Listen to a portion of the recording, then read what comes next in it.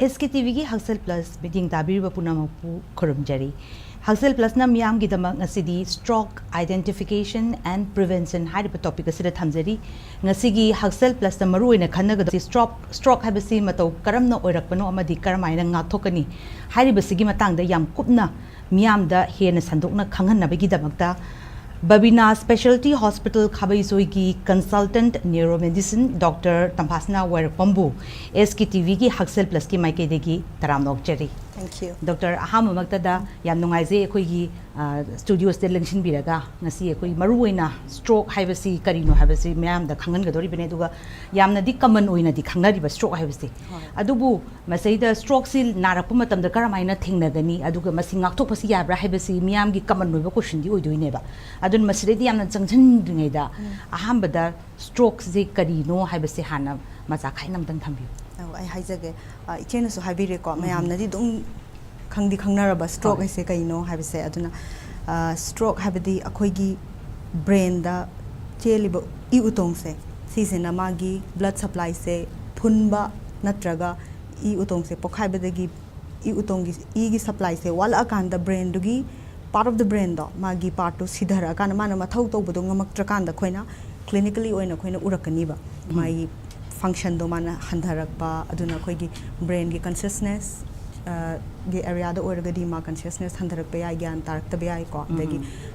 wangang bagi area da oragana wangang bada phairakpa natraga wangang bangamakta ba ai smaina adagi khut khong movement ge area da oragana khut nama pangthaba khong nama pangthaba smaina orakpa aduna sigi condition sibu akhoina stroke haina cham na smaina define tawjai okay masi warning sign gumba sidi karamaina thambini doctor warning sign have symptoms haigadra symptoms warning sign hairagadi basically stroke habagi nomenclature se akoina kamaina lakre no hai matam da ma se aduki matik sudden oiraga magi kaino se na mai effects na yam devastating oiba haidi akoina braza tarakpa matam da ko stroke of lightning se shatlaung la aga khanghau du bi da la aga mana ate akai me am tawrambado adumaina adu makki type ta ma se sudden la e aduga magi effects na yamna khoida akai ba thohole haibagi ma se stroke haina nomenclature sina smaina mingthon sina smaina lakhibane ba aduna akoina hoi aduna warning hairagadi braza se sudden oiraga su akoi weather change haiba amadi leidana ko kitang tarakadore ka haiba khangba adumaina khoigi blood pressure wangkhalakpa matam bp wangkhalakpa adagi khoigi maigi risk factor mayam do ko khoigi sugar control leitaba sugar wangkhalakpa adu mayam dun oiba cholesterol wangkhalakpa adumaina leibani na isada khara adum nungaitaba patient na haidi ai hana feel tawrambadagi kitang nungaitabane bo haibo khoi headaches kok chiglakpane bo haibo adagi isada yam chokthaba bune haibo smaina adum magi oiramdagi khara gradi dum lakpa yai aduga khoina stroke se tawre haira kandadi khoina kamaina khangani habida magi irai line akoina symptoms se ena sa haizagiba adumaina magi brain gi area da soibe area dugi makha pole tawdubu khoina mai da khoina yam line akoina fast haina haiba ko mi myam na identify tawnaba khangnaba ina khoina promotional hai tare awareness ki type ta khoina acronym ama yamna common oina season ai fast haina fast fast ado f sina ngasai gi face mai se amaga se khoi myobe gi mai se symmetry oidana manai dana tangkhai se adu manarakta ba habi side ama paidharak ba yai sondharak ba yai adai jingjing law ba yai adugumba mayam sima laire face kina adagi a sina arm weakness habeni khut ki ko adu khut oigera khong oigera adum oibe arm or limb weakness ko nama sidharak ba pangthaba thangalaga thamba ngamdaba ko join adagi S hairagadi khoigi speech seneba khoina wangang matamda loan se phairak ba yai natraga khoi thungto tholok ta ba yai natraga ngangaga su incoherent oiba habedi mana pau phaunarak ta ba yai ba speech adu si oire hairagadi akhoina ma se it's time to call emergency natraga time to go to hospital or haidi medical attention gi matam yore na khoina fast na khoina acronyms in season ac ahoji doctor na tambi gi habi gi ba strokes de headache kasu yawi ya en hairi to numbness kumba sumbai arm gumba adegi mai pairak gumba adumba gi sigumba gi license ya similar sigumba symptoms signs and symptoms siga leirak ba any atopa akoi gi leina gumba leiba da thengna ba matam da madu gi symptoms siga hoji gi stroke sigi ani sigi clarity se distinguishing se kamai na pi chen hangi se yam fast question ne aduna akoina aina sa haizagi ba mana stroke habedi ngai yam fast oigani sudden oigani aduna kok chi agasu mid uraktragasu natraga khong khut sidhara agasu symptom mayam se loinamak sudden oigadabane yam thuna lakpa pot oigadaba habati ai se thani hum sure kok chi lakpa hairagadi adudi stroke na tebako tawbadubu kok ti thani hum suna di chigla aba aduga handaki chi iba kok sina completely different oi magi pattern se natraga kok chi pagi mawong se my headache character se change like haragadi du zum oi bia haizaningi di yam sudden oi gadabane ba symptom yam se aduna sudden haibadi patient haibangam gani ai se sungkanda di dum nungaina leirambane ayukta di dong halaga ai chaksa to kanda sumaina tawre hairapa ai natraga anyways mana haiba mana distinctly haibangam gani ba ai ngonda sumaina khudakta lakpane haragadi adudi stroke chingna ningai oi ado hasigi stroke is the types kumba leibra doctor aduga types in sigi matungina treatment si karamaina thangun stroke type se che khara di dum lai broadly ado yam broadly yam line mayam gi awareness programs oibnina mayam na khangna ba hajaraga di khoina stroke se broadly type ani khai doe amana e utong se phun ba brain da chen ba e utong se phulaga blood supply water gi torop stroke sina khoina ischemic high ko stroke ri e utong e yaudabadagi aduga ngasai gi e utong se khoina kai gumba pokhairaga bleed tawraga e thokchalaga brain manungda tawraga di sina khoina hemorrhagic stroke haina makhal ani se sumaina broadly declassify tawe aduga treatment di khenera kani habdi magi pathology to khenera bani na ko amana sona khanda e utong phullimne na phullimni na phulliba e utong do khoina phundana ba ma recanalize tawna ba e dom ka chelhanna ba treatment lak toine ba ko amarom dana somna khandana pokhaira banina adugi pokhai badugi effect ma do mu control tawna ba lak toine ba ana khoina e mahi lang thokna ba hidak pigani e utong phun badadi adu e mahi lang thokna ba hidak se mu PBR ro e utong pokhai badadi hadi already pokhaira lemni na ko anana treatment dudi amu admaina ani dugi matungina khenara ani ado hojiki hari basa stroke situ hojiki hari dumaina makhal ani chure na hai treatment su khenara kani makhal dugi matungina di yam fazana haibire adubu sometimes akoina general term da hai tare ne heat stroke kaina ga so haina ba adegi hoi ngasai gi diabetes kumba adegi blood sugar wang ba je haibi kriba to ka high cholesterol adegi hypertensive kum oira kanda dumaina sisu risk factor am oyen haibiri sa seida haiba matam so hojiki heat stroke si mayam na commonly yam hainari se nusa yam sar kana sakano stroke to ni kaina ga sui common knowledge oina common idea oina term oina som haina ba haitar masidi kamaina tawno doctor stroke to bagi risk factor hajaraga di ko ai hajarake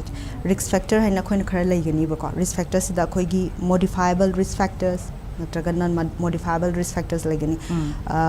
modifiable hagana khoina khara makhai di dum manage to baya ba hongdo baya ba haibani dena ko non modifiable habis na khoina hongdo baya da for example ai gi jin da stroke to gan ba ko kan ba predilection yaura ga di dun khoina mo hongdo pa da jin da yaura bani kitang lure ko and khoina mostly target to this modifiable risk factor da ne khoina target to se kai no 90% of strokes is preventable oeba khoina risk factor se control tawra ga di aduga hit stroke sa am sarga na stroke to gan bra hair ga di sigi question sida atopa risk factor lactine de ko nungsa sarga hit stroke nungsa sarga akoi stroke to gan bra hair ga di akoina nungsa saba ko yam saba climate se si se akoina risk factor ne stroke ki haibadi laite ba but environmental gi effects na akoi gi body da kaya mu akoina effect lagi haibasigi research su dum khadi lacking di oijine do hojikti dum anoba da pollution na su koi stroke to bagi chance wange khole hojikan di anoba research data sum am thole ko nuksa mak sabana mi amada stroke to gan is 100 mana directly impact laite to for example me is already risk factors laite na khalas for example mama sagi blood pressure wang jaba mi ne khalas ada mana nungsa sida yam chat taragadi nungsa da thok taragadi body do any kind of stress ko mana stress da khoina body sina stress da khoina expose taragadi akhoi gi body gi depending on magi stress to the expose tarabani na body gi magi blood pressure wang khatpa akhoi gi sympathetic activity do overactive oira ani aduna tawraga indirectly adumaina related oibidi ai but directly nungsa adugi matugina heat stroke phangbani haibase he haina bagi wane ba otherwise my gi ngasai gi leiriba hypertension or natraga cholesterol or natraga hojiki hariba atopa leina atopa leiram da taraga di madu relate toro heavy ni doctor directly di laite tawdu khoina sunglai laite habidi abide adumakti haibia ro kai no the environment isu yam body dam impact over pot amani dana ko doctor na sai pan bihi beda family the run to bagi matang ama pan bihi bisa hit stroke sorry akoi ki stroke kum to bada family the leira magadi masu chances to wang ha begi pot am thami sa akoi na sei da khangjaningi bese stroke se hereditary oirira na tra family da dum run to bese ai ki family da ahal man or na tra ai member man naragadi ai su chances se wangi bra masi kar mai thamini since akoi da genes khar leiba hadi stroke ki risk se wang khat pa gen hadi khoi adu condition khar lei khoi gi I utong gi condition ko sa gi ha adugi condition sing sida yaurgadi sigi gene se yaudaba mioi amaga huji ki gene se yawba mi amaga mana stroke ki risk se gene se yawba mi sina di wangani tawbatabu mana stroke se dum tawni habidi laite aduga 90% of the stroke ti genetic ti natte hadi sisina khoi gi more of lifestyle disease hai tare ko tawbadabu sida aina haijaning badi akhoi gi family amada leminari ba mi mayam se haidi my member mayam se more or less magi mana leminari environment se dum similar ne ba ade moi lifestyle se more or less khara dum similar oidine chak charaga su thongi be hanjang adagi magi source kadai dagi chari ba pot type of food moina consume tawriba adu mayam do mana banina imung amada stroke tawragadi atopa meeting da sudum sumaina indirectly stroke oigan bagi risk ti dum wangani because we share common lifestyle factors chari bachin jak to ne lei be mong du ne manarabani na haidi samna ha lifestyle se manarabani na amada stroke to ragadi atai da su chances dum lai tawbudabu hereditary di oide habi ni hereditary condition genetic ti oiba ko genetic but gene se yaure harga hector stroke to gani hababudi laite ba ko okay yam no ai do doctor na sai makhal khara thambi gi bese stroke ya makhal ani le have se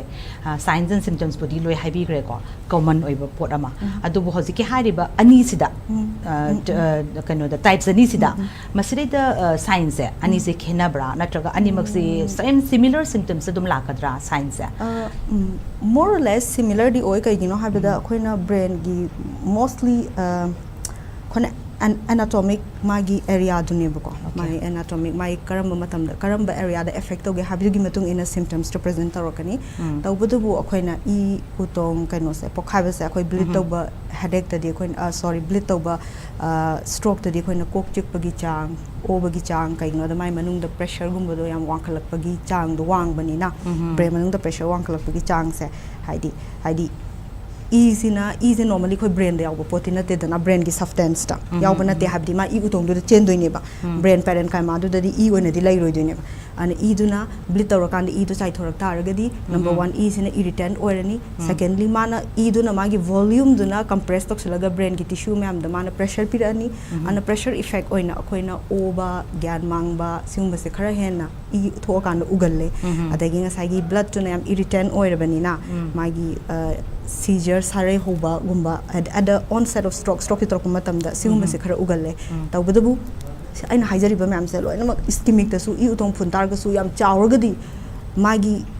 I utong na phullaga sidharai ba brain gi area da tissue do muk chawra bani na same sumaina adum present tawbadi ai ani sige severities di karamana on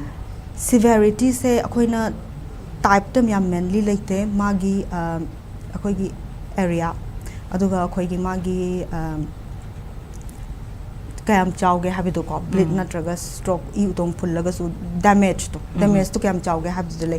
I duna kitang pick na akhoi na I do thoagadi yang kan na masu I tho haraga su ma yam severe or to budu my volume do yam chawchela gadi brain gi area do da mana yam na effect to yam pira kana pressure effect ko yam pira kanda aduna again severe or ni similarly I utong phun targa su ma yam chawna phullagadi magi that tissue do na yam abanina severe or ni plus I utong phunba stroke oiraga su my area se chawri gai ma se I thopagi chance wange hade khone hemorrhagic transformation hana I utong phunba oiraga su ma za bleed lom do ontorokpa ana sigi chance wange aduna magi area do su depend away do magi I mean severity do ka magi hani location and area volume high tare ko location harga khoi gi brain gi am dangerous oibe area lady okay, brain both say more or less animak se dum manari yes yeah. animak se ki karam mane hen severe oige have to the magi location area and magi extent of damage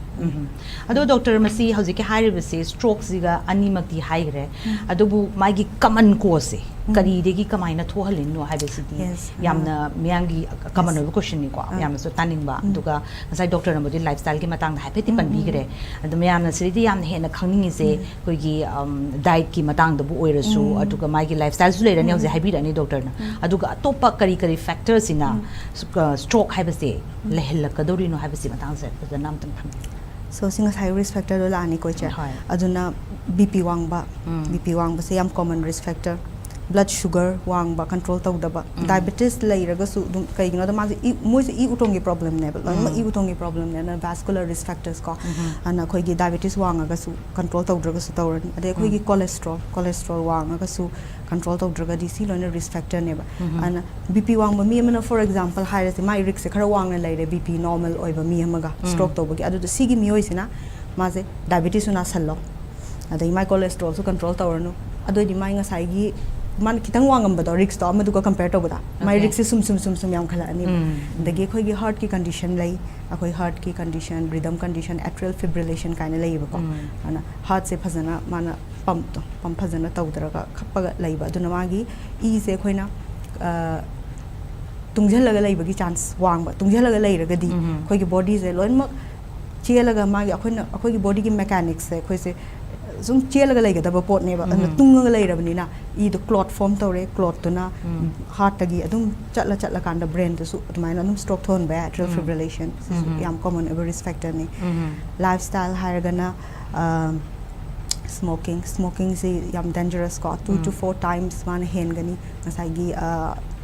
chup thakta ba mi amaga chup thakpa mi amga compare to matam da magi risk se adagi khoina sedentary lifestyle phamaga dum lai ba humang ta ba thabak to bi da ba oiragadi chup thaktraga su chup thakpa mi da lai ba risk tuga manarakani ana khoina phamaga leng da bi humang ta da ba gi lifestyle se overweight oiba si su yam risky oi in all exercise da koi movement body gi genos movements yam darkar oi have ni lifestyle se changes se ado hojiki hari bu maina doctor na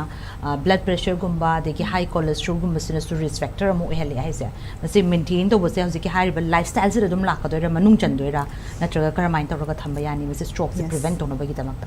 ado ai hajar ke che ana khoina stroke ki care sa khoi comprehensive stroke care hairagadi stroke care se khoi pillar mari oigini ko khoi first the awareness am important oi kai gino the stroke se medical emergency ne aduga magi treatment sing se khoi time bound very time sensitive haidi sigi matam sida khoi da yobira agadi present to biragadi khoi na si tawba yai si tawba yade haiba pot khara lai ko magi de aduna haidi khoi na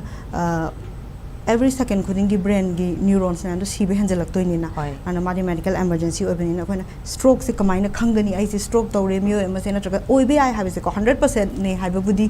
kanamna su ngamro adu oraga so khoi na oibe ai haiba gi awareness se mam important ore secondly ngasagi stroke se tho kanda khoina hyper acute stroke care habidi 72 hours manung se ko khoina hyper acute ko or hyper acute to acute 7 days ki marak sida khoina patient se stroke taw gre har kana magi care kai no stroke taw grabani na again depending on magi area do da magi swallowing problem lak pa ai adu mai madagi gyan ta da ba adu magi lakadoriba complication mayam do adu prevent tawba plus stroke to chaw thoraktana ba adu gi treatment mayam secondly sigi acute phase se hendokre har kandadi akhoina kaila ani rehabilitation la ani adu another pillar is prevention aduna quite first miyo amana stroke tawraktingai da akhoina prevent tawna ba honna ba se sina akhoina primary prevention kawe aduga karigumba miyo se stroke tawgra kan amuka hana tholaktana ba sina akhoina secondary prevention kawe ana prevention si da laidoi se adum ngasai gi lifestyle koi chup thakpi da ba humang ta ba thabak to ba exercise to bi ba 20 to 30 minutes at least 3 times hapta amada numit humni gumbadi num to bi ba sumaina adagi akhoi gi chinjak se amaru oi ba ko chinjak se diet ki matang se diet ki matang se amaru oi aina haijaning se akhoi mayam huji puri khangna re ko akhoi na huji salt haidi akoi thum se yam cha da ba dagi khoi mahi marong ne hena cha ba khoi gi nuts kumba ne hena cha ba duga khoi gi processed food se yam cha da ba I se ko aduga I that matang da kitang hygienic we se ko mind to get I gi on experience to khoi no huzi aina mapan da thabak tawri ngai da akoi na ultra processed food se ultra processed food sida akoina seminar me am tawe ko kai no da ultra processed food haibadi akoina chari ba food se chinjak se says that any kind of alteration tawragadi process ka weba ultra hairagadi akoina pickle bu sema ga su ko pickle sema sida akoina achar sema sida akoina kaino hapak to ni ko magi preservative khara di hap su akoina khara di modify tawre dana this is technically it is processed food neba ultra processed the moina am hapakani 3 or 4 ingredients and ultra processed food say am tina phatte mapan gi lifestyle se khoi kamai to ge have da khoi gi yum the help thamba ngam ponte very expensive matam leite am time bound ne thabak tong nari ngai da hadi moi di more like ultra productive kaino ni dana ko magi environment neba aduna mi jing se khoi na supermarket ta gi chala ga leiraga ready to it meals se si this akhoi sam dependent oeba because moi je hong su hong eba aduna akhoi na ultra processed food se phatte khanga su akhoi na hainai se but moi je kamai na general population da kamai na available o hendoino ma se kamai na accessible o hendoino plus ma se hong abani na hari mapan da diong ne akhoi na thong ga cha ba sine hena tangak toy ne ba ana hong abani na akhoi na kamai na sumani sigum ba se seminar am taweba duga akhoi lam sigi ko akhoi lam sigi kana ba se akhoi lam sina haidi mapa na hekta chakhale harga moi ne ekta phaba na te ba akhoi gi sari yong ne akhoi dum thong ga sa jadra sinjak myam sa si sina khwai dagi phari ne ba akhoi na mapan dagi any akhoi na process oiba food ama cha matam da aduna su yam na sigi risks myam sa wang khat hale ba an sida di akhoi na hojik se akhoi na chakhale abane na akhoi na process food cha ba se yam hore ko an akhoi na saina som lakan gi khena bado wasai sei da koi na thongjari ba pot se si hong ni na hong ba adugi matakta koi health su sine hena phai adugo koi ultra processed food is the tang su cha doing ne ba chakhat la bane koi human being ni na koi indulgence long phadok cha budi ai to du en hygienic di koi na yum dagi thong ga chari ba chinjak sa si se yam phai ba koi na ultra processed food sing se yam na hai di koi na coke hairo koi na thaknari ba diet coke ogera moigera koi na chips ma'am chai ko angang ma'am su ji achapot ma'am chari dana khang ai di kai ko ke yam kan di khang de do moi na ma'am chana ba do angang sing na su dum hai di bakery gi product po hairo ko si sing se loin ultra processed na khoi na si sing su remove to ga this is it also comes under lifestyle modification aduga lifestyle modification khatang na tabidana khoi na ngasagi khoi gi primary care khoi gi doctor ga tanaraga blood pressure phasna control da thamani diabetes phasna control thamani sugar control da thamani cholesterol control da thamani aduga any heart ki laina lairaga su heart ki laina du yeng thoga phasna control taw taraga di khoi stroke se dum prevent taw ngam gani okay prevent taw gi pot ama dila aduga treatment gi process se sida sangjal lakpa matam na doctor khoi na stroke se patient amana stroke se tawre ha gi ngasagi sudden oigada buni haibani na sudden oibagi chance ngasai doctor na 72 hours aina ama pan bi gi see that within this period tadi pukhala agadi doctor dal ala agadi sibok tadi treatment dorogadi magi side effects se handai kaina ga haiba sigum bagi poti lebra doctor kamai lay 72 high sina koina sina hyperacute stroke ko mapan da di stroke se mo am focus tawe moigi moigi national health scheme da kai no haida stroke se yam thina paisa changba pot amane ba because mi na stroke to gi bai se magi my disability years hangala ni ko mana function toroga mana paisa ta laga mana productive one hingada ba chahi me am do manga bani na adagi mana hospital da leiba gi direct cost ama adai mana thabak to suba ngam drabani na adugi indirect cost ama adagi mana mingon da mu depend toropa gi mi me am do gi amuki hari thabak chapang amak tab gi si cost na yam makanda akoina projection se by 2030 akoina US dollar trillions ta smaina akoi healthcare da depend hari maze sumaina expenses lakani habigi projections in eba kai the stroke sina second leading cause of death and disability worldwide second leading cause ne mangon dagi am khatang lai cancer so koina si orabani na koina but stroke se koina am focus toisina kai 90% si koina khara di handa han bangam deba ajuna ngasagi trillions US dollar trillions ai trillions ai paw ai tre ko ana trillions to koina 90% handa haladi akoi gi society du da akoi gi socio economically impact su yam ꯂꯩꯔꯛꯇꯣꯏꯅꯦꯕ ꯑꯅ ꯁ꯭ꯇ꯭ꯔꯣꯛꯁꯦ ꯃꯣꯏꯗꯤ ꯌꯥꯝꯅ focus ꯇꯧꯋꯦ ꯑꯗꯨꯅ hyper acute stroke unit ꯍꯥꯏꯅ ꯂꯩꯌꯦꯕ ꯁꯤꯁꯤꯡꯁꯤꯅ ꯍꯥꯏꯗꯤ 72 ꯑꯋꯥꯔꯁꯦ stroke ꯃꯤ ꯑꯃ ꯂꯥꯛꯄ ꯃꯇꯝꯗ 72 ꯑꯋꯥꯔꯁꯦ ꯐꯖꯅ ꯁ꯭ꯇ꯭ꯔꯣꯛ ꯌꯨꯅꯤꯠꯁꯤꯗ ꯍꯦꯛꯇ ꯁ꯭ꯄꯦꯁꯦꯂꯥꯏꯖ ꯑꯣꯏꯕ ꯁ꯭ꯇ꯭ꯔꯣꯛꯀꯤ ꯇꯤꯝꯁꯤꯅ ꯌꯦꯡꯒ ꯂꯩꯕ ꯁꯣ ꯗꯦꯠ ꯃꯥꯒꯤ ꯗꯤꯁꯦꯕꯤꯂꯤꯇꯤ ꯍꯟꯊꯍꯜꯂꯅꯤ ꯐꯥꯔꯁ ꯑꯣꯐ ꯑꯣꯜ ꯃꯣꯔꯇꯦꯂꯤꯇꯤ ꯍꯥꯏꯕꯗꯤ ꯁꯤꯕꯒꯤ ꯆꯥꯡ ꯍꯟꯊꯍꯜꯂꯅꯤ ꯁꯦꯀꯦꯟ ꯃꯥꯒꯤ ꯗꯤꯁꯦꯕꯤꯂꯤꯇꯤ ꯍꯟꯊꯅꯕ ꯁꯤꯒꯤ ꯃꯥꯒꯤ ꯁ꯭ꯀꯤꯝ ꯉꯥꯛꯇꯅꯦꯕꯀꯣ ꯑꯗꯨꯒ ꯏꯆꯦꯅ ꯍꯥꯏꯕꯤꯔꯤꯗꯨꯅ ꯍꯣꯏ ꯑꯩꯈꯣꯏꯒꯤ ꯃꯤꯑꯣꯏ ꯑꯃꯅ ꯏ ꯎꯇꯣꯡꯁꯦ ꯐꯨꯜꯂꯦ ꯁ꯭ꯇ꯭ꯔꯣꯛ ꯇꯧꯔꯦ ꯍꯥꯏꯔ ꯀꯥꯟꯁꯤꯗ ꯃꯥꯒꯤ ꯏꯁꯀꯤꯃꯤꯛ ꯀꯣꯔ ꯍꯥꯏꯅ ꯑꯃ ꯂꯩꯒꯅꯤꯀꯣ ꯀꯣꯔ ꯍꯥꯏꯁꯤꯅ ꯉꯁꯥꯏꯒꯤ ꯏ ꯎꯇꯣꯡꯗꯨꯅ ꯐꯨꯜꯂꯕꯅꯤꯅ ꯁꯤꯒꯤ ꯑꯦꯔꯤꯌꯥꯁꯤꯅ ꯕ꯭ꯔꯦꯟꯁꯤꯅ ꯁꯤꯈ꯭ꯔꯕ ꯊꯕꯛꯁꯦ ꯃꯥꯡꯈ꯭ꯔꯕꯀꯣ ꯇꯧꯕꯗꯕꯨ ꯑꯩꯈꯣꯏꯒꯤ ꯑꯦꯔꯤꯌా ꯑꯃ ꯂꯩꯔꯤꯕ ꯏꯁꯀꯤꯃꯤꯛ ꯀꯣꯔꯁꯤꯒꯤ ꯁꯔꯥꯎꯟꯗꯤꯡꯗ ꯑꯩꯈꯣꯏꯅ ꯄꯤꯅꯝꯕ꯭ꯔꯥꯅ ꯀꯧꯋꯦꯕ ꯁꯤꯁꯤꯁꯨꯅꯦ ꯑꯩꯈꯣꯏꯅ ꯇꯥꯏꯝꯂꯤ ꯏꯟꯇꯔꯚꯦꯟ ꯇꯧꯍꯧꯗ꯭ꯔꯒꯗꯤ ꯁꯤꯁꯨ ꯃꯥꯡꯉꯛꯇꯣꯏꯅꯦꯕ ꯁꯤꯁꯨ ꯁꯤꯗꯣꯏꯅꯦꯕ ꯑꯗꯨ ꯇꯥꯔꯒꯗꯤ ꯉꯁꯥꯏꯒꯤ ꯁ꯭ꯇ꯭ꯔꯣꯛꯁꯤꯒꯤ ꯃꯥꯒꯤ ꯏꯐꯦꯛꯁꯦ ꯌꯥꯝꯅ ꯗꯤꯚꯥꯁꯇꯦꯇꯤꯡꯁꯦ ꯍꯦꯟꯅ ꯑꯣꯏꯔꯛꯇꯣꯏꯕ ꯑꯗꯨꯅ ꯇꯥꯏꯝꯂꯤ ꯂꯥꯛꯑꯒꯗꯤ ꯑꯩꯈꯣꯏꯅ ꯀꯟꯕꯁꯦ ꯉꯝꯍꯧꯗꯦꯕ ꯗ꯭ꯌꯨꯔꯦꯁꯟꯁꯦ ꯀꯔꯝꯕ ꯍꯥꯏꯗꯤ 5 hours 6 hours 7 hours ꯀꯌꯥꯃꯨꯛꯀꯤ ꯗ꯭ꯌꯨꯔꯦꯁꯟ ꯑꯗꯨꯒꯤ ꯗ꯭ꯌꯨꯔꯦꯁꯟꯁꯦ ꯑꯥꯏꯗꯤꯌꯦꯜꯂꯤ ꯑꯩꯈꯣꯏꯅ ꯁ꯭ꯇꯗꯤ ꯂꯣꯏꯅ ꯇꯧꯕ ꯃꯌꯥꯝꯗ ꯑꯥꯏꯗꯤꯌꯦꯜꯂꯤ ꯍꯥꯏꯁꯦ 3 hours ꯀꯤ ꯃꯅꯨꯡꯗ ꯌꯧꯕꯤꯔꯛꯑꯣ ꯍꯥꯏꯕꯅꯦ ꯋꯥꯟ ꯁ꯭ꯇ꯭ꯔꯣꯛ ꯇꯧꯔꯦ ꯍꯥꯏꯕꯁꯦ ꯍꯦꯛ ꯈꯪꯕꯒ ꯌꯦꯁ ꯑꯥꯏꯗꯤꯌꯦꯜꯂꯤ 3 hours ꯇꯧꯕꯗꯨꯕꯨ ꯑꯩꯈꯣꯏꯅ 4.5 hours ꯀꯤ ꯃꯅꯨꯡꯗ ꯂꯥꯛꯑꯒꯗꯤ ꯑꯩꯈꯣꯏꯅ ꯍꯤꯗꯥꯛ ꯄꯤꯕ ꯌꯥꯏꯕ 4.5 hours from the time of onset ꯃꯥꯅ ꯍꯦꯛ ꯍꯧꯔꯛꯄ ꯁꯤꯝꯇꯝ ꯎꯔꯛꯄꯗꯣ ꯑꯗꯨꯗꯒꯤ ꯑꯗꯨꯅ ꯑꯩꯈꯣꯏꯅ कमाइन तौगे हाई मतम द अखोइना स्ट्रोक कोड हैन इम्प्लीमेंट तौवेबको stroke code is a medical emergency अजुन अखोइना हाइबदी मी से हेग ला आकांदा अखोइना मिनिट 10 गी मनुंग द पेशेंट से लोइन चेक तौगनी मा सोर होलिब्रा माई सर्कुलेशन से फजना लैब्रा सि मैम से चेक तौगनी मागी ई चिंगनी मिनिट 25 to 25 की मनुंग द अखोइना सीटी स्कैन लौगनी 45 मिनट्स की मनुंग द सीटी स्कैन से specialist Amna पागनी अदुगा 45 minutes to 1 hour की मनुंग सिदा अखोइना ngसाइगी हिदाक से अखोइना क्लॉट बस्टर्स न अखोइना आईवी द पीवीआई को सिगी हिदाक से अखोइना पिहोगदमनेबा and this are all time bound सिगी स्ट्रोक कोड से अखोइना इम्प्लीमेंट तौरगा फजना compliant oina sida adhere tawga chatpa ngamagadi akhona disability and mortality ki chance se magi yamna reduce tawga ngameba sibagi chance by 40% akhona reduce tawga ngame aduna western countries study mo yam well equipped oibanina moina stroke se 77% of magi stroke patients ya mayumda with minimal disability hangidoine 33% sina either with disability le hoba ma or लाइगदबा को अदुगा अखोइगी लाइरबा लम or low to middle income countries तना सिगी data से रिवर्स ने अखोइदि 33% खक्सिना मिनिमल डिसेबिलिटी द हनग्रनी 77% सिना डिसेबिलिटी तोरगा ले हौदोनि अन अखोइदि वाबे मथक्ता अवाबा हाइदो लाइरबगी वाबम लेरे प्लस अदो हौजिकी डॉक्टर ना हाइबिरिसे 3 to 4 hours दि लाकदबने हाय अदो आईवी गी 3 to 4 hours अखोइना 4.5 hours from the time of onset अखोइ मतम लैयेबा अन पेशेंट जिना यारिगै थुन योगिरको फै कइनो द अखोइ हॉस्पिटल दुदा 1 hour की मनुंग दे अखोइ पीना बखन देनेबा 1 hour से मैक्सिमम ने अखोइ की टारगेट से एटलीस्ट अखोइ 25 minutes द पीना बबो होनेबको अदो फॉर एग्जांपल मान पेशेंट जिना पुंग 10 दा हौरे ए हारगा पुंग अनि द लादी मा still within that time because मा 4 hours द बुदी लाकपनी अदुबु चुमराइन हाइसे चुमाले 4 hours मिनुंग द लाकपनी तौबदबु अखोइददी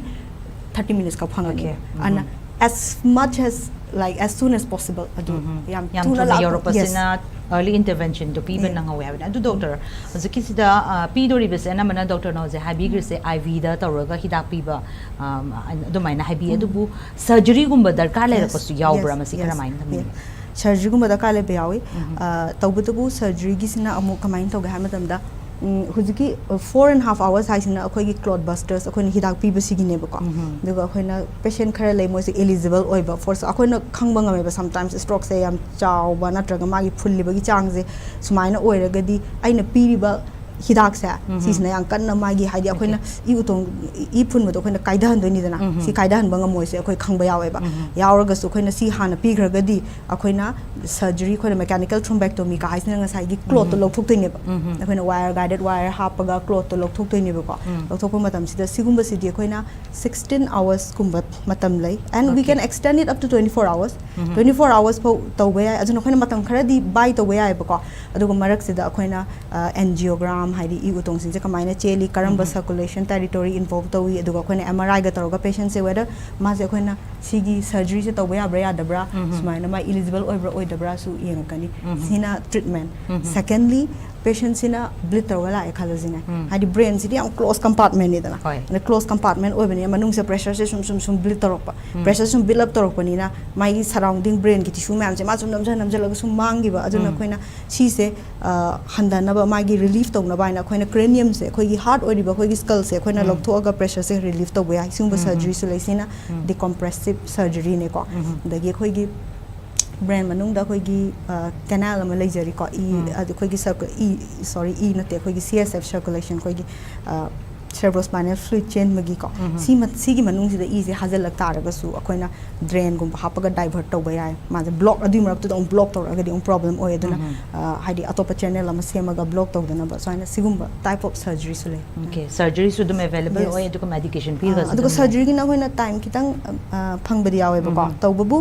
brain gi area ma le khoina brain stem haina makhawai da leiba aduna brain stem sina brain stem se amna khoi gi sor holiba khoina sor holiba adagi khoi gi heart beat sigumba ma'am se control to ba mana aduna yam critical oiba area ne aduga makha da su leiba aduna magi brain stem herniation gumba la agadi haidi ma se nam dharak pa pressure dun adu ergadi sina emergency or again brain stem herniation surgery ngai be ai har ga su brain stem herniation gi symptom la agadi again sina mo koi emergency surgery sitam lakani okay adu mortality rates inside doctor na so hypathy pan bi gre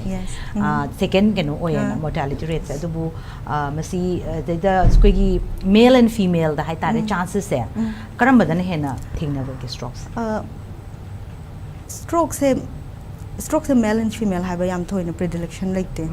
khara ma khoina data khara ma yenga gani male haiba ai khara ma female da haiba ya gani but akhona kupni yeng salur kan di some studies in rural area da nupi sing sina access laita ba healthcare da nar su khangjan ba adumaina ko aduna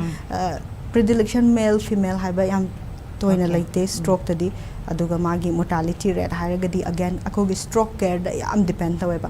proper stroke care laiba da akoina mortality rate kya no hangadi name gani aduga akoina stroke care se phajana laitaba coordinated oidaba area akoina khara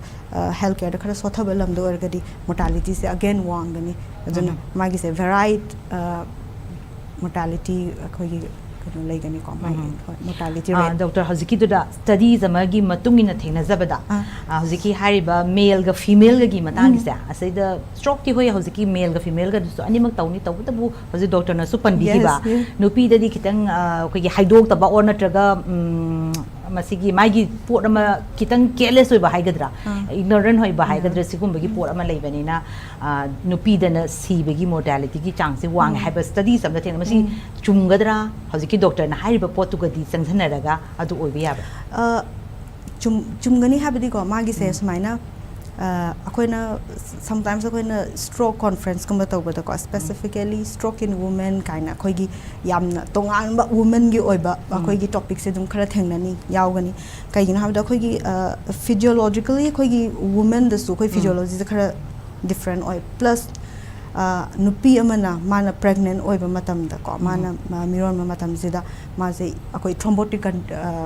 condition ne ba hadi utong is a nangan ba condition hai tare ko smaina oi bani na khoi gi mai gi ngasai gi perineum mana ngasai gi mana angang sorry mana ngasai gi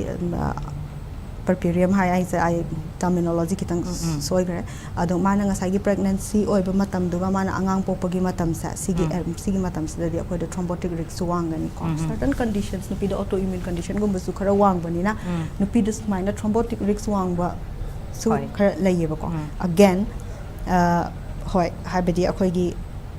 haidokan daba natraga akoigi haidi by nature nupi sing se like we are caregivers aduna mayam gi anaba dum chatlingai da natra adumaina tawringai da isa se neglect tawba sum kan ta hekta soihoba su thengna dabni na teba plus hoi nare haidoktre again secondly kitang rural oiba area da laigragadi amu doctor da chappa khot pasisu again yum dagi thohan daba area sum am laidana ko adudagi data do khona low gadi amu kamai low ni adudana nupa nga tagi data thola ni because nu pdm se nara roi chatrabani na adumaina data se khadi du vera do ni to budu stroke in women haibasisu yam completely my chaw topic amane okay aduga doctor chehi se leibe se my adult or ka da oirakatra la phangadra stroke se narak pase natraga angang da sudum leibra adegi se example oina players sing the so high se ko mokoi gi rate se koi rate haigadra magi age keno se category se karam bat oi da hen if Normally- hen strict stroke phangan base risk factor normally akhona yeng matam da di stroke se dum chahi khara yamak pada thengni ba ko ideally haide akhona ngasai gi blood pressure diabetes ka myam lak pai se kitang ahan oira kan da la idana ko above above 45 ta de akhona yam it's not uncommon hai tare ko akhona 45 50 ka hai se ahan gi na te dana ko tawbada bu more than 45 years ta akhoi se dum thengna stroke se aduga akhona less than 45 some data kharana less than 45 years high gani kharana less than 40 years high gani adu the stroke to ragadi akhona stroke in young go we ko haidi normally taw ganda banina adu jana akhona kari gino na muthira ani gaino da akhoi gi e utong nang bagi akhoi gi hypercoagulable state ena khara lei ba ko nangan ba state aduna mana adu mu thengna ani secondly akhona intravenous drug users kumbo oiragadi moida su moina blood pressure kumbo do yamna wang halaga thamba khotpa tawba matam da khoina adum mase bleeding kumbo taroga lak bri yawe aduna stroke se at any age study tawba yae ba ko tawba da bu kitang akoina beyond 45 years tan hena common oina theng adugo doctor hojiki stroke se torpam tam jodi doctor na hai se age se adum young da su lei adult da su lei na habi gre aduga series te lei bidanga sai gi akoina family gi genetic ki matang am sut pan bi gre dana adu once stroke na ki pa patient se person na man miu ye man stroke na ki ba se second time gi attack se sudum chance wang ra kamai thami wange in the sense moidi already mai nga sai risk factors de khara leiraga stroke tawra abanina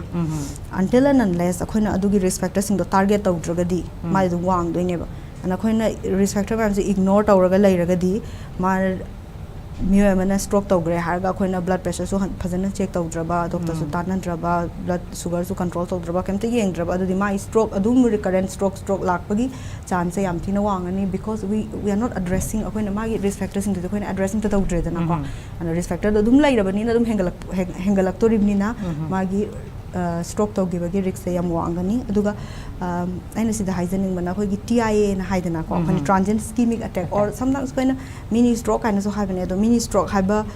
terminology se hojiti khoi sisina dre obsolete oire kaino it's not mini mana just warning sign gi type te oire ga su masina TIA tawgiba mi amana ko transient ischemic attack haibadi khoina magi kaino se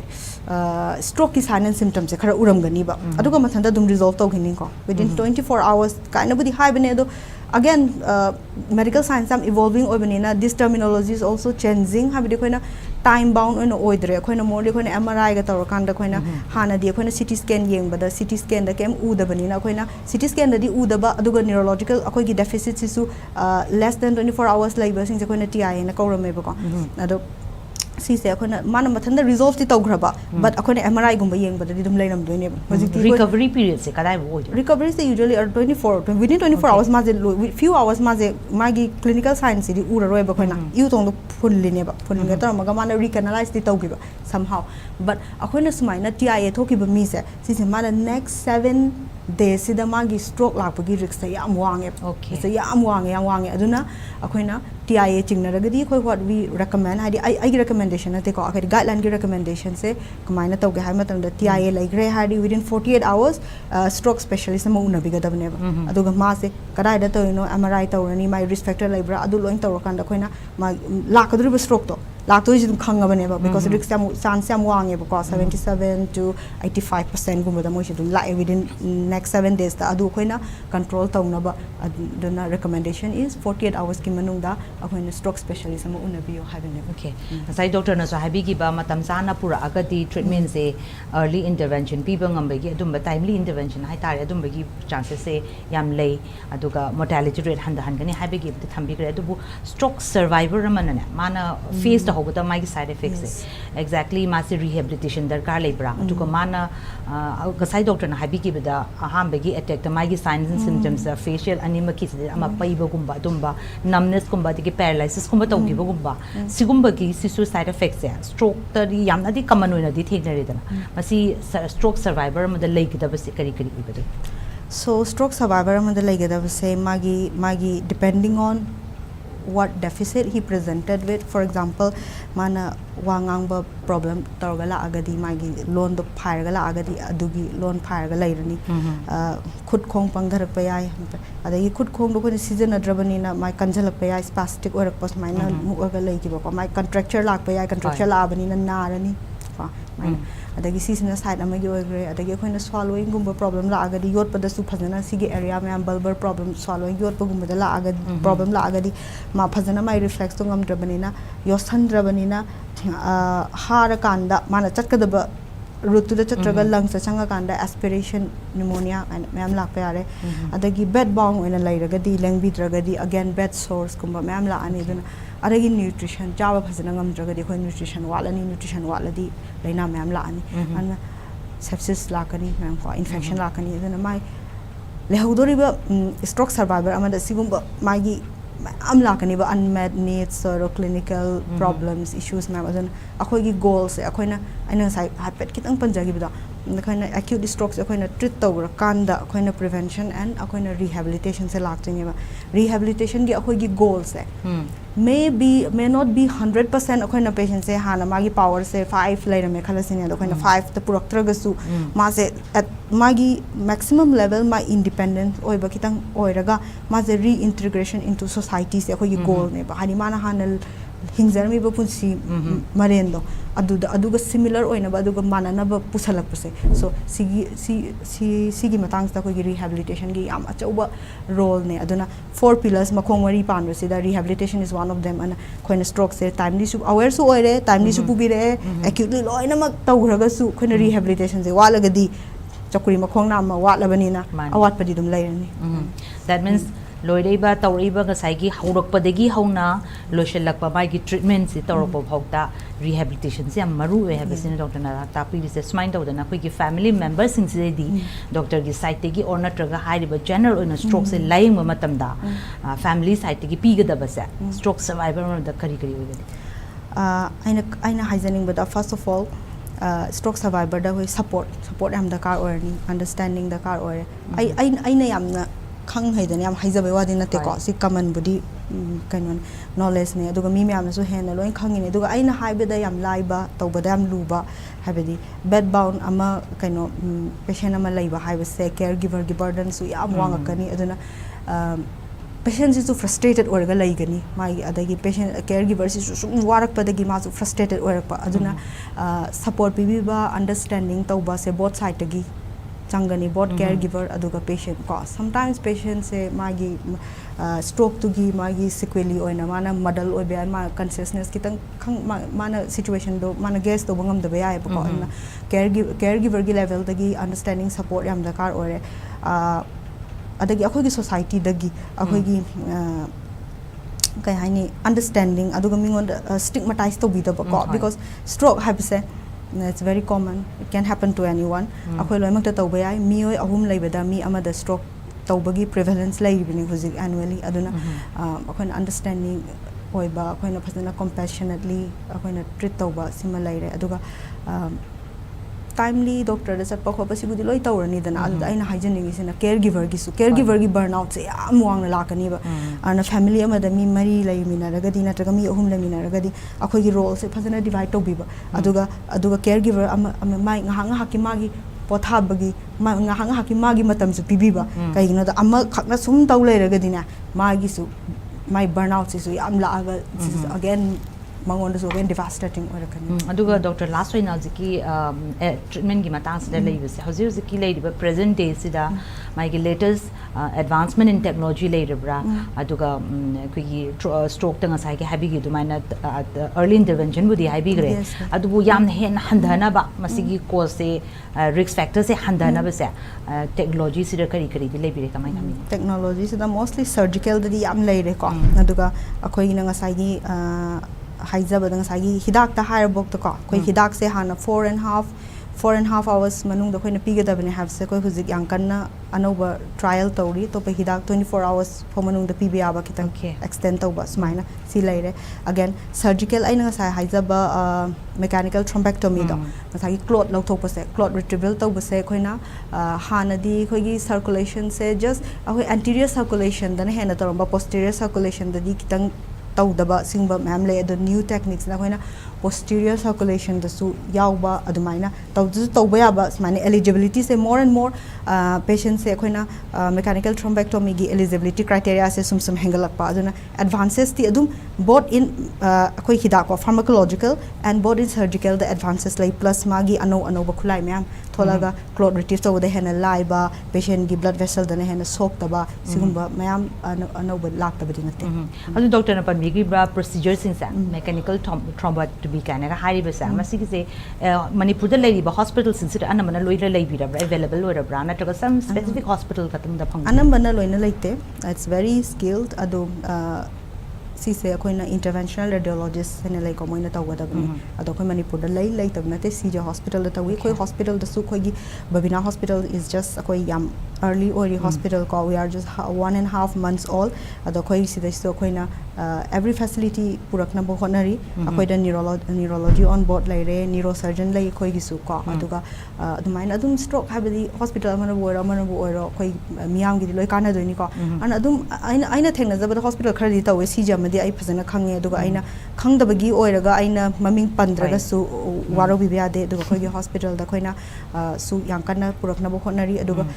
akoina stroke any kind of treatment khoi hospital da huzik available oina ba tawri aduga khoina mechanical thrombectomy sa sidi kamai tawga hata khoi Manipur gi khatang natana atopa lamda su even Delhi da su ko mechanical thrombectomy ka habisam highly specialized ai mai skillful oi ba mi su chang resourceful plus magi equipment ma'am chang bani na khoina model ama leiba spoke and hub model na hub hospital ama leigani ba loina tawbangam ba aduga spoke hospital sing leigani ba se kai no mi ama junna jang sagi hub hospital ro khatang chat bangam da bani na an spoke hospital sing sina khoina atai loina treatment tawgani aduga mana connection leira kandana patient je khoina drip and shift kind so high ba akoina hari drip having sagi IV drip akoina clot buster do tawrani adum kana khoina patient stabilize tar kanda if the patient is mana eligible oiragadi mechanical thrombectomy ge adu patient adum shift to be able to hospital da because magi time lairi ba at least 24 hours kumba laibani na aduga hospital amaga gi lapasa recommendation da moise 30 minutes kumba manung da yogadaba smaina haibane ba ko aduna sigumba care ma'am se sigum se aina khanba da koi Manipur su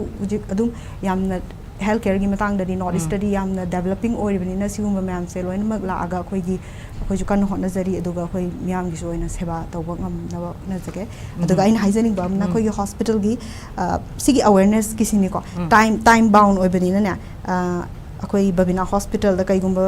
stroke ni chingna re aduga lakso asim pharak tare khalajina gari gumba leite hai taragadi khoi hospital gi reception da phone tobiraga adum ambulance ko basu akoi adugi service leije okay nasagi anything hojiki stroke se phange hai taragadi adumaina adugi facility do Babina da thami hai bibani adu loishilakpuda doctor punamaki oina miyam da general oina stroke sigi identification ma phajana tapi gre prevention kamain tawni thambi gre aduga general oina stroke nariba phangakadaba or tawrakpa patient da